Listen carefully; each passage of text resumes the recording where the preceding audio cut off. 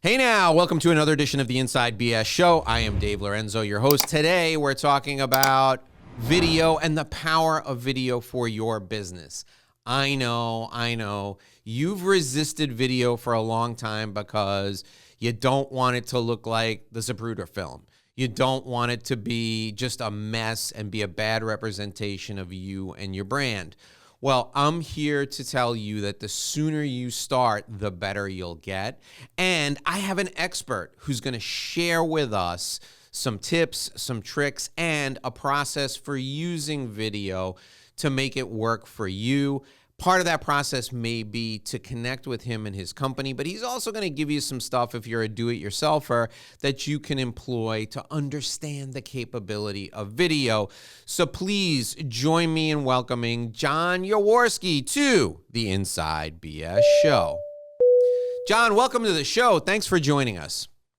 Thank you, Dave. Thanks for having me. I look forward to our conversation. All right, so let's talk about. I want to because you've been doing this for a long time. So give me your take on the evolution of video from something that was unattainable for most businesses. Most small to mid-sized businesses couldn't use it to, for lack of a better word, the democratization of video. Give us your take on the evolution of that and where we stand now. Absolutely. So, yeah, you're right. I have been doing this for a long time.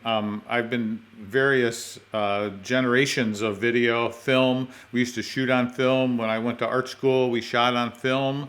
Then Portapaks and video became ubiquitous, and then slowly but surely became video. Everything was video. Francis Ford Coppola said years ago that technology will get to a point that a 13-year-old girl will make the next great film. And I remember we all just thought that's the most ridiculous comment ever, and it's just ridiculous. Well, of course, I think he was right on the money. I think with people, with TikTok, with iPhones, with various technologies now that are in the palm of your hand, literally, it's gotten so much easier. I've done quite a bit of online education work. Part of the curriculum now is for people to be able to understand how to shoot video and edit video for their dissertations, for presentations. So now it's not just a fringe thing, it's just part of our everyday lives. Back in the day, I don't want to say how many decades, but more than a couple decades I've been doing this.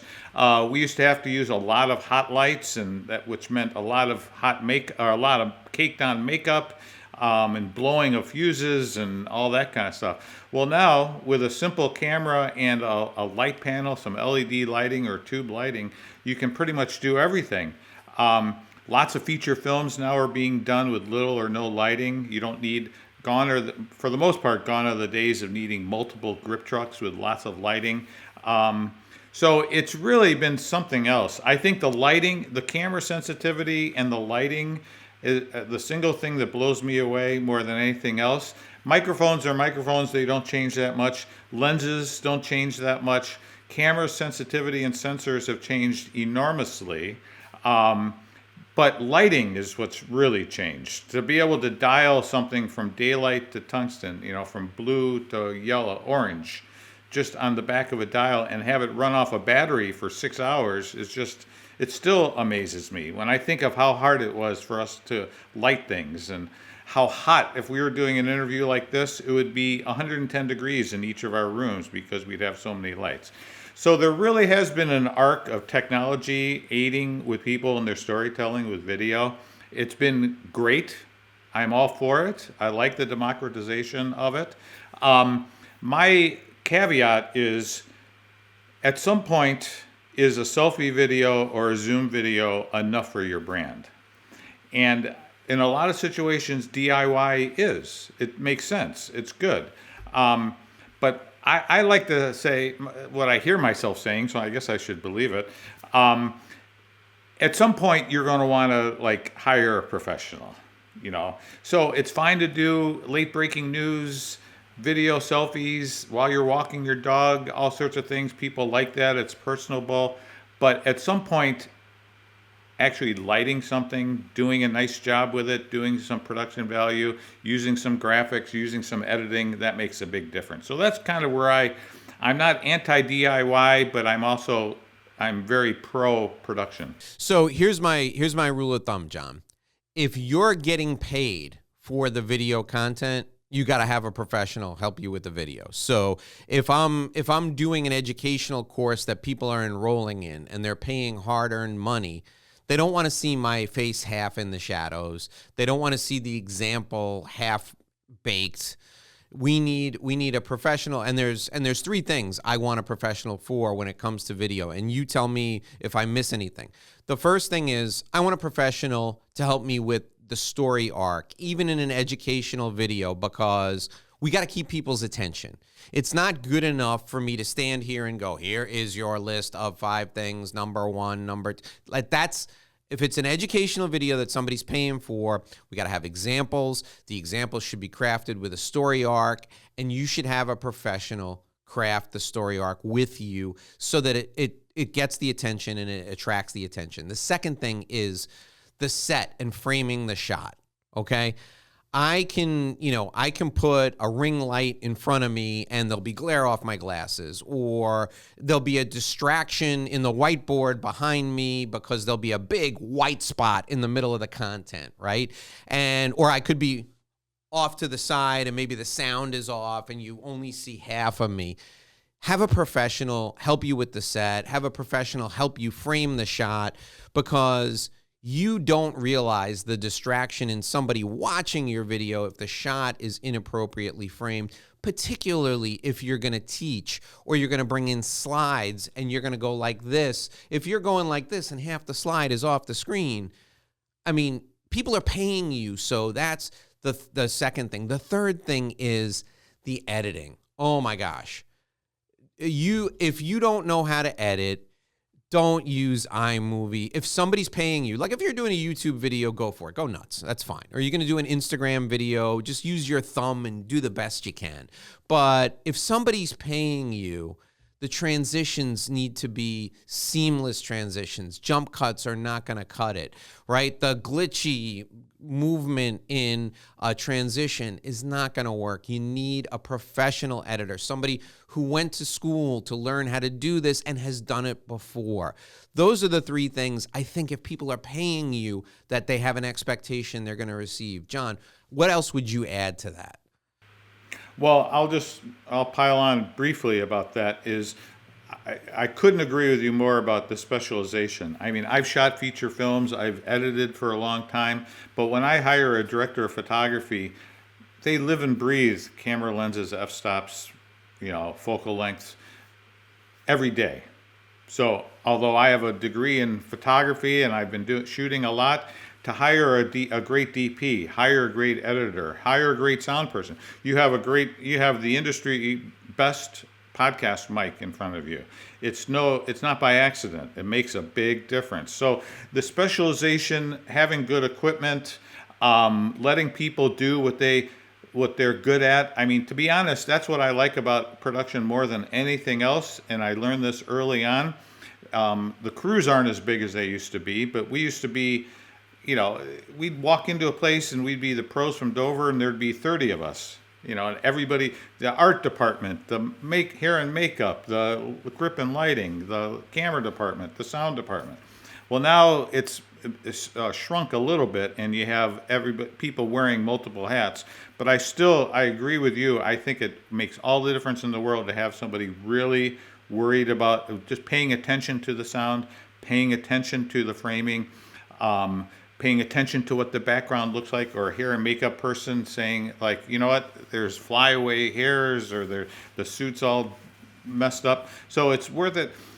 That way, the content creator, the producer like you or whoever that person is, they can focus on the message. They shouldn't have to be distracted about how am I going to feed my crew lunch? When are we going to break for lunch? How, is the makeup artist charging me too much? It shouldn't be any of those things. It should be message and the most compelling, best way to do a presentation. And that carries over to editing as well. I've been saved so many times when editors have taken what I thought I had, and they've done something completely different with it and made it look so much better. And a good editor will say, if a client is there, they'll say in front of the client, "So this is what you wanted, right?" And I'm like, "Yes, of course," even though I had no idea that that's what they were going to do. You know, put the beginning at the end and the end at the beginning, and change the middle completely and all that. But editors are masterful. So, although I've done all the individual things, I know the specialization makes all the difference in the world. Yeah, and I think so. Let's do the basics for people. So if you're doing, so your company wants to do an interview, two people in the same room. My preference as a layperson, not somebody who does this every day like you, would be 3 cameras, right? And you want one camera on each person, and then you want one wide shot that has both people in the shot, and a minimum of one sound person to make sure the sound is good, because now you've got 2 different mics, so you need to make sure that both mics are good. And your average wedding videographer is not going to be able to get these shots done right. Even a professional, a professional would tell you need 2 camera people at least. You can probably get away with 1 if you want to make sure you're, if you want to keep your budget to a minimum, but then you can't have any movement. You got to make sure that everybody stays in frame. What are your thoughts, the bare bones budget for an in-person, 2-person interview? So that's a great question, and once again, I agree with you completely. The 2 camera, 3 camera, 3 cameras, sometimes really the best approach, and what I try to do when I get a chance, and I think the gold standard is 60 minutes as far as interviews. So I always say, like, do you want it to be like a YouTube video or a press conference, or do you want it to look like 60 minutes? Invariably, they say we want it to look like 60 minutes. So that'll be 2 cameras, 1 on each subject, lighting on each person, a mic on each person, whether it be a shotgun or a lavalier, a wide shot, sometimes with production reveal, because that's kind of the thing that everybody likes to see. Or really, NBC News does that, or all the news channels do that a lot. For at least a couple seconds of a really wide shot that you see all the lighting and you see everything else. And then the third thing, or fourth thing, throw in there is a camera on a slider. So you have a camera just literally going back and forth with a little bit of movement, because probably the single thing that differentiates from a average production to a quality production is camera movement. So to have something to cut away to. So if a person misspeaks, or there's a whole paragraph that isn't needed, or it goes on a tangent or something, or there's a siren, or a smoke detector going off. I mean, there's a million things that happen. And it's amazing how many things happen when the production starts. The jackhammers start, the leaf blowers start. It just, it's like you're describing my life, yeah. Exactly. I've been there. It's like I always have like a $20 or $50 bill ready to go pay the landscaper to go take a big long break for the whole crew. It usually works. But so when you have something to cut to, you have a slider with a little bit of motion, you have a wide shot, you have a tight shot. One of the things that is nice these days with resolution with cameras, that we shoot 4K and even 6 and 8K now sometimes, so you can actually frame a wide shot and then push in digitally. So you have enough real estate that you can get a single shot, or you can get multiple shots from a single framing. So that's kind of nice. But I agree with you. The more, the better, especially if it's, duration is a big thing. If you want it to be compelling, interesting content and have people sit for 5 minutes or 10 minutes even, which is an eternity, 5 minutes is the new hour. If you can get a person to sit and be spellbound or at the edge of their seat watching something for 5 minutes, you've done a great job. And that's usually because you're cutting from one camera to the other. Reaction shots, slider, wide shot. You have a variety of things in your wheelhouse to go to keep it compelling. All right, John. So explain to folks who are listening, who are watching, what B-roll is and why it's important. Sure. Well, just like, so there's often workarounds. B-roll is something that when say you're going and shooting as a single news gatherer, and you just typically what it would be more ENG, electronic news gathering. It would be a camera person, a sound person, maybe a PA and a producer, and you go around and gather. So you might do an interview, say on a new real estate or housing development or something. Then while that person's talking, you get an interview.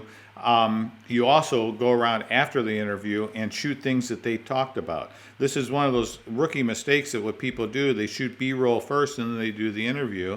And then they realize they didn't get any of the things that the person talked about. He talked about the new broiler, the rooftop deck, all the things. It's like he didn't shoot any of those things. So the idea is to shoot the interview first and then go around and shoot the things that he talks about, again, to support the material the person is talking about and make it more compelling, interesting. So if he says, we're really proud of our Olympic pool, you have a shot of the Olympic pool and somebody diving in to cut to. Again, to keep it visually interesting, moving along and help craft a story. Yeah. So there's what is your rule about changing? Do you have a hard and fast rule about changing the frame to keep people's interest? So, if it's not a speech, right? If it's not a political figure delivering a speech or a CEO delivering a speech to the troops, what is your rule about changing the frame to keep people engaged? Well, it goes back to, we used to change every time there's a change of thought or what we call a pickup. If they messed up and they have to go back and start that last sentence again and pick it up again, usually we would change the frame. But again, how I mentioned with 4K and 6K and 8K, now you can shoot wide and you can push in when it makes sense. So you can push in digitally. Again, it's one of those rookie mistakes, is like if you do too much, and I see this all the time, we call it tromboning. When the camera zooms in and then zooms out and zooms in, I mean, you can actually get almost seasick. So you don't, my rule of thumb is stay wide or stay on a medium shot as long as possible, and only do change the framing if you're doing a pickup, edit some section out, and then again you can pretty much do it digitally in the edit. And John, when you're doing this work, who is the bulk of your work with these days? Is the bulk of your work corporate stuff, and what do you do for companies and corporations? Well, that's a good question, because I've been doing it for a long enough time that I'm still probably 70 or 80% referral. So I try to be strategic with the sort of clients that I get. But at the same time, sometimes I'm just at the mercy of what comes across my transom or my doorway. So I do a gamut of things, and I really like that. My default is high-end corporate. I like to do a lot high-end corporate. They have budgets. They value production value, high production value. It's often ongoing work. I also like doing online education and make it compelling, so not just lecture videos, but make a subject matter expert, make it look like 60 minutes, so it's compelling and interesting and concise. So I've pretty much done the gamut. I love working on documentaries. I always have a documentary or two in the works. I've done 4 or 5 documentaries over the years. I produced 6 feature films, indie features, over the years. So I pretty much do a gamut. I used to do more commercials. I don't do as many commercials anymore, because that's kind of a little bit of a young man's game. I find it's very super competitive, and I just assume not necessarily be in that world. So I don't do as many commercials, but high-end corporate documentary style for corporate, public interest work in nonprofit, online education, pretty much the gamut. And the reason I really like doing that is because I can bring experience or knowledge that I picked up on a feature film, and then I can bring it to a nonprofit. And, it's like I can do a $50,000 shoot for $5,000 because I picked up some tricks on a feature or a commercial or a high-end corporate, that sort of thing. So I like to do a mix of things. I'm probably a little different in that regard. in that I haven't really, I knew someone, I haven't really super ultra specialized. I know a couple of people that have specialized, to the degree that they only do kids, or they only, kids in comedy or kids and pets, or I knew someone in Chicago that was known for the sizzling steak guy. So all he did was sizzling meat and beer pours. And I remember thinking, okay, well, he's the sizzling meat and beer pour guy. Like, I'm the opposite of that. Like, I do a range of things. He completely focused on one thing. Now, he probably makes twice as much, maybe factors of 10 more than I do, because he's the guy, a Japanese beer company will come into his studio to do a 2-second shot of beer coming at the camera and stuff. So I always, when I used to teach digital cinema at DePaul, I used to talk about that. It's like, you can be a generalist, you can work in a lot of things and be busy, or you can go the route of being an ultra specialist. And it's pretty much up to the individual what they like to do. I like, as far as genres, I like being a little bit of a generalist.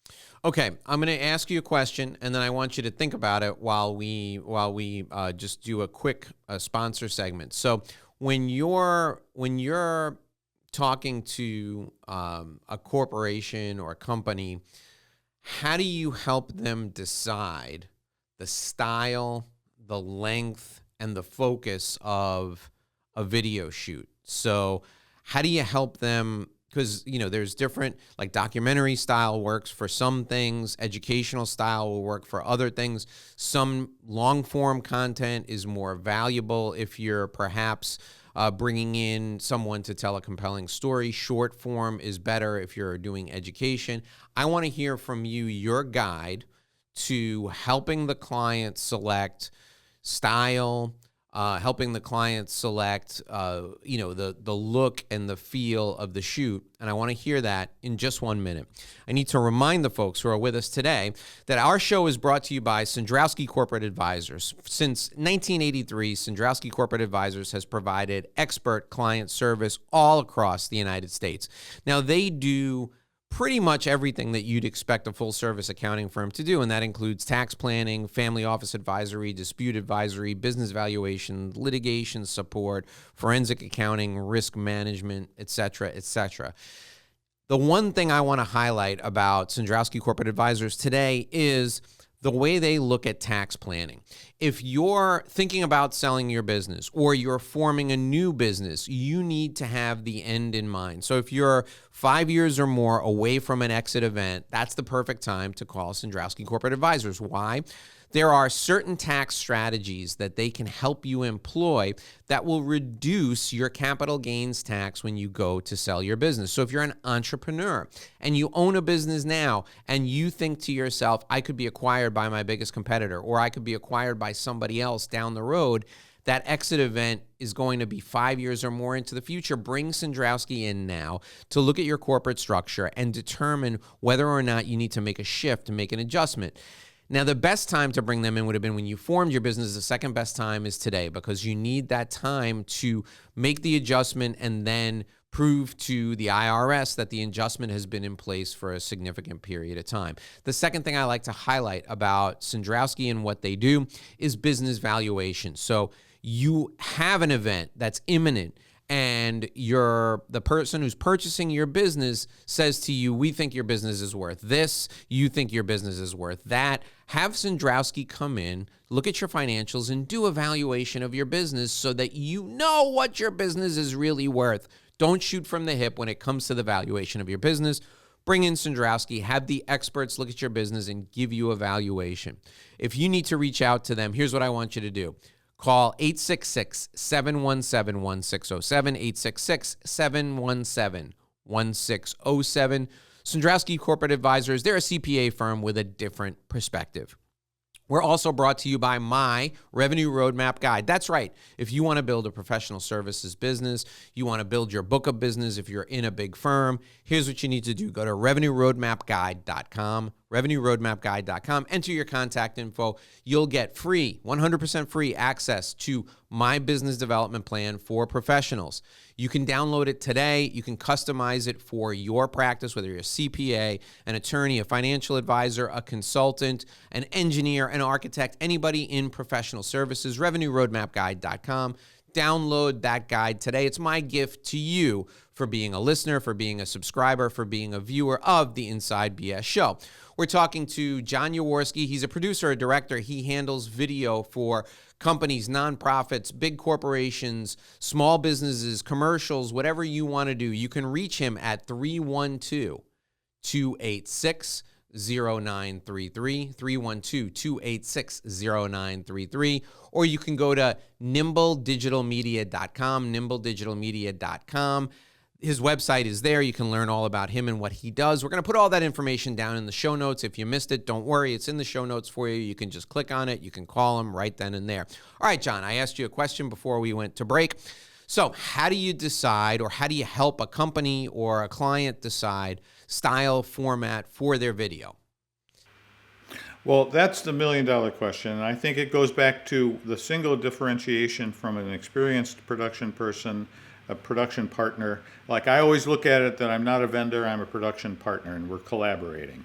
So I go in, although I have a fine arts background and a production background, what I've learned over the years is that the default, what a lot of people think what they want to do, isn't necessarily the right way to go. You know, they think like, yeah, we'll just have our on-camera person wing, our CEO wing it and do something. It's just like, no. Let's create a media strategy. Let's find the pain point. Let's analyze what does it look like if we're successful. Let's figure out ways to adjust it so we can move towards a successful outcome with the media strategy. I have learned to insist. I didn't used to insist. I used to say like, okay, that's okay. But now I've learned just from doing it for so many years that we're going to save time and money and have a better product if we spend the more time we spend doing discovery and pre-production. So even if it ends up being like who's going to be on camera, who's going to do voiceover, the style of it, is it going to be a one-off video? Is it going to be multiple videos? I did a project for a major bank, Bank of Montreal and Harris Bank. We did something, they wanted to do an onboarding video.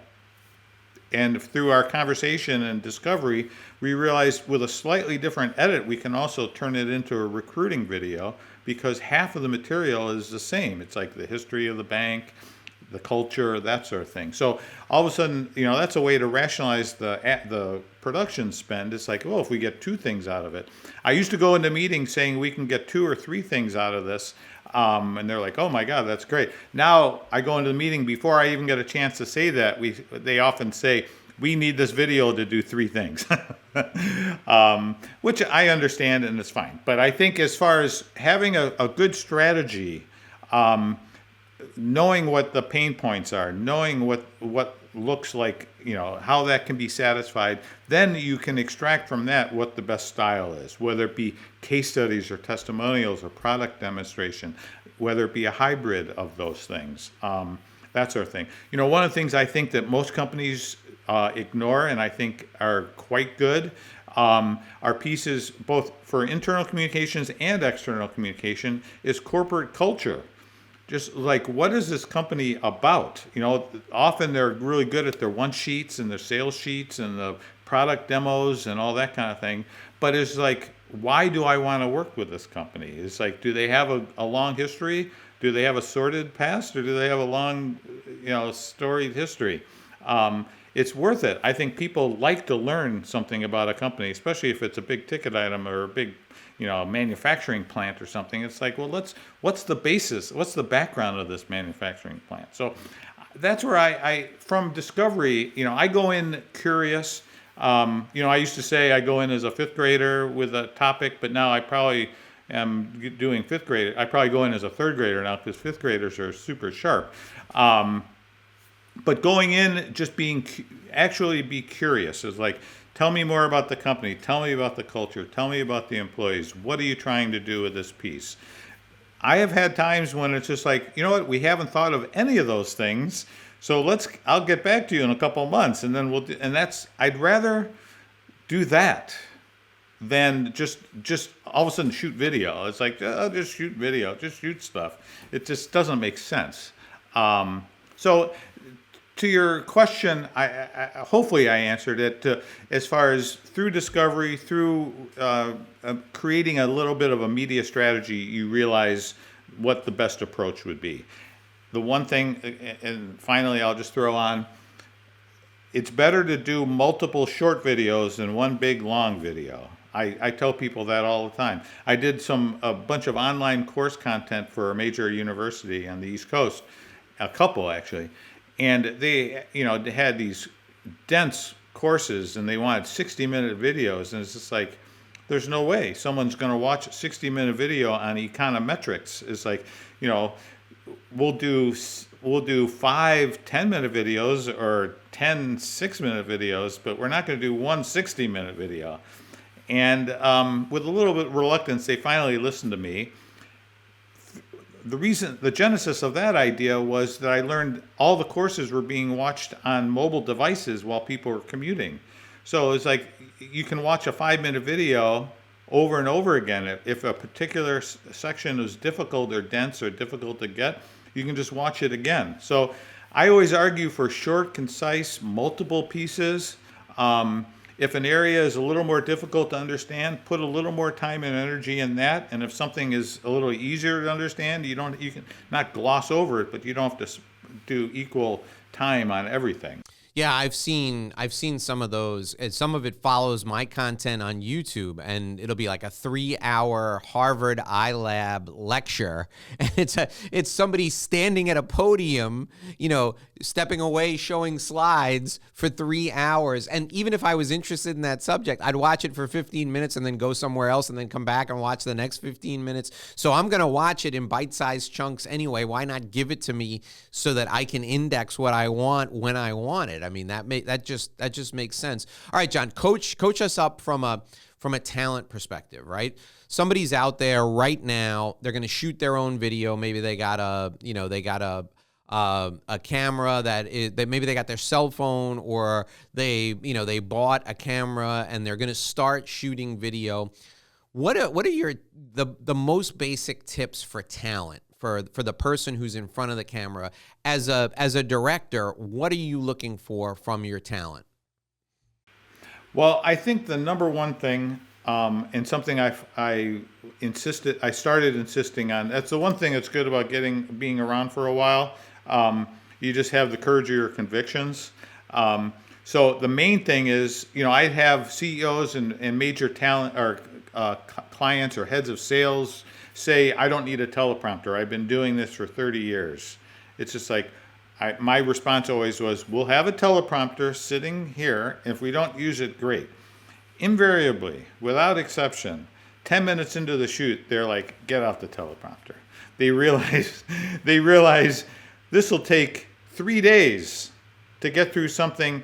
So even if you build in the time that it takes to do a little media training and learn how to use a teleprompter, say you spend an hour or two doing that, you could still do a day's worth of production and make nice edits and changes and make sure, I'm not a plain paper writer. I do a lot of writing and I do a lot of tweaking of scripts so it's more personable and more listenable and digestible. And when you have it in a teleprompter, you can actually make sure that you're getting all those points. What ends up happening is talent will go through, they'll get 2 or 3 of the points, but they have 5 points, and they're a deer in the headlights, and they don't get the 2 final ones or the 3 final ones. So they'll wander off and they start talking about something, and it's just going to be edited out. You're wasting everybody's time. Stay focused. Exactly. Yeah. So, and there are some amazing apps now that you can even use on your iPhone, so you can or your mobile device. So there are teleprompter apps that you can actually sit there and you can be talking.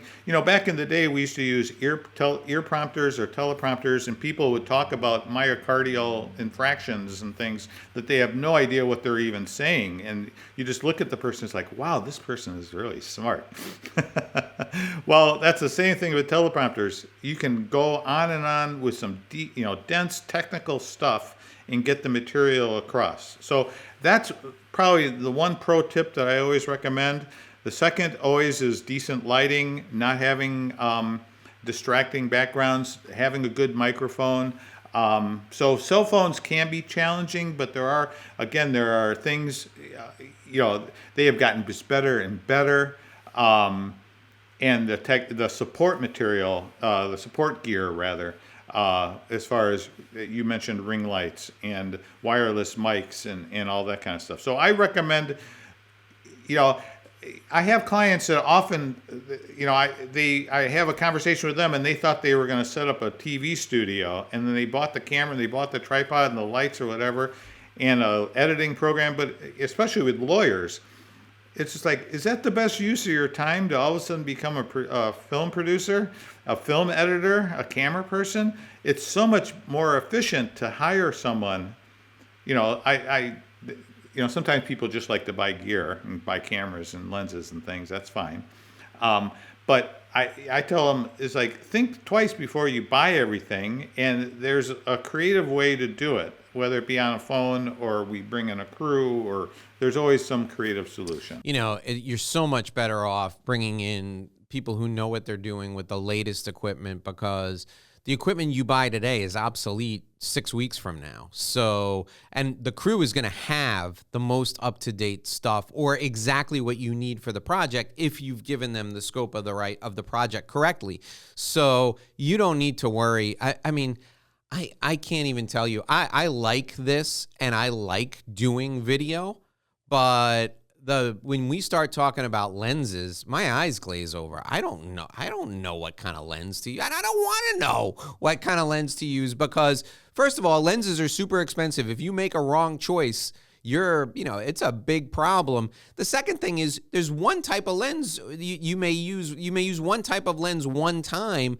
It's not worth it for you to try and figure out if you need it or not. Let the professional do that. They're going to use that lens one time with 30 clients, so they have it. You buying it, spending $1,500 or more, makes no sense whatsoever. I mean, $1,500 would be on the cheap side for a professional lens. So, Exactly. I mean, it does. Cinema lenses start at $15,000. Yeah. So and a good crew, what they'll do is they'll know what you need, and if they don't have it, they know where to go to rent it, and they'll bring it with them, and they'll return it at the end of the day. They'll get you exactly what you're looking for, and you don't need to be bothered with any of that stuff.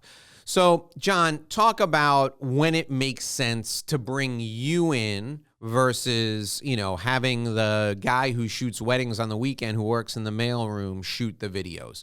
When does it make sense to bring in a professional?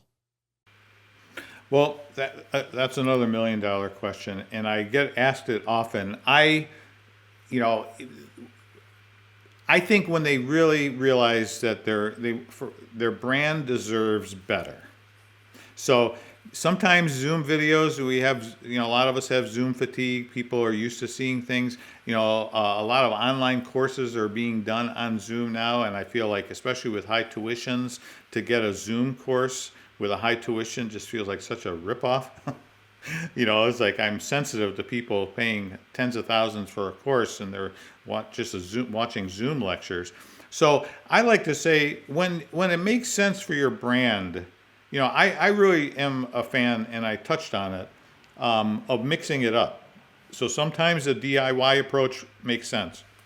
Sometimes if you're going to do a case study or a testimonial, and you're going to bring in your 3 best customers and have them talk wax poetic about you, don't shoot it yourself. Spend a little money and do a nice job to make them look good, because it only makes you look good if you make them look good, and it helps everybody. So my feeling is, when it makes sense for the brand, depending, and I feel that this is for internal and external communications as well. We're thinking mostly external, but for a lot of organizations, just doing an internal communication that is nicely done makes a big difference. It's like, I did something years ago for a major company in Pittsburgh, a manufacturing company. We did a 401k video that it was a way of telling the CEO was so happy, and the employee benefit communicators were so happy with it. Was a way of saying we care about our employees. We care about the employee benefits, the benefits of our employees. So it just makes sense to do a nice job about participating in your 401k, that sort of thing. So I think so much of it is just like, how much do you put value in the communications? Do you put value into your either your customers, your partners, or your employees? At some point, raising the bar a little bit really shows that you care. To be a little heavy. Okay, so John, here's what I'm going to do now. I'm going to give you a minute to think about this, and I want you to come up with 3 things that we should take away from our time together today. Real quick, 3 big bullet points that people should take away from our time together. And while you're thinking of that, I'm going to remind folks that our show today is brought to you by Sandrowski Corporate Advisors. For over 35 years, they've provided expert client service all over the United States. If you need help with tax planning, forensic accounting, family office advisory, dispute advisory, business valuation, you name it, Sandrowski can help you. They're a CPA firm with a different perspective. We're also brought to you by My Revenue Roadmap Guide. Go to revenueroadmapguide.com, revenueroadmapguide.com. Enter your contact info, download your free business development plan. It'll help you grow your business in a way that will allow you to focus on relationships while you grow your business. All right, John. What are the 3 things you think people should take away from our time together today? I think the 3 things probably would be, there's probably more than 3, but my favorite 3 would be keep things short, concise, and digestible. So if you have 5 bullet points that you really want to touch on, do 5 videos, or do 2 points per video. Make it so it's digestible. You know, one of the nice things about video is that people retain the information. Some studies have shown that 95% of information is registers and stays in your mind, as opposed to 10% when you read it. So you can give some complex training or insights or information to somebody. Keep them short and concise. Video serves as content marketing, a tool for content marketing. So you can send out a video email once a week or once a month or once a day even. Just keep short, concise, manageable pieces. That's the first thing. Okay. Short and concise.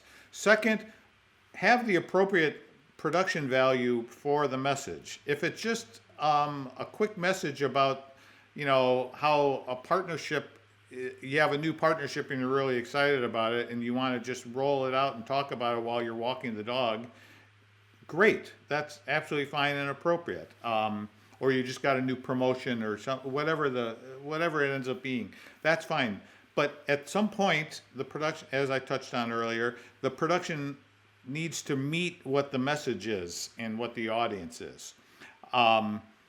So, you know, a mix of things keeps things visually interesting, keeps things keeps the viewer on their toes a little bit. So I like a mix of things, whether it be animated, it can be a selfie video, it can be a combination of, you know, whatever it takes.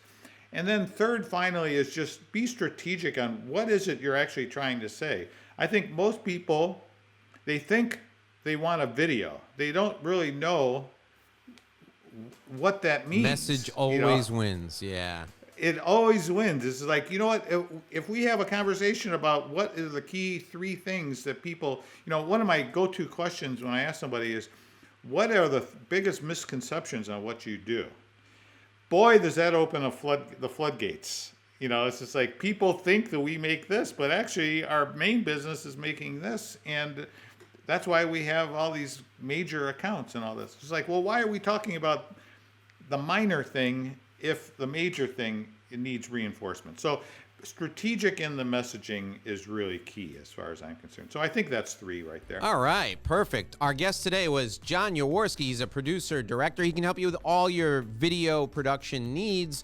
I want you to call him at 312-286-0933, 312-286-0933. You can look at what he's done and find out more about him at nimbledigitalmedia.com, nimbledigitalmedia.com. All that is in the show notes. John, thank you for joining me. It's been an absolute pleasure having you here today. Thank you, Dave. I enjoyed it as well. I appreciate it. All right, folks, that'll Take do it care. for another episode of the Inside BS Show. We'll see you right back here again tomorrow. Until then, here's hoping you make a great living and live a great life.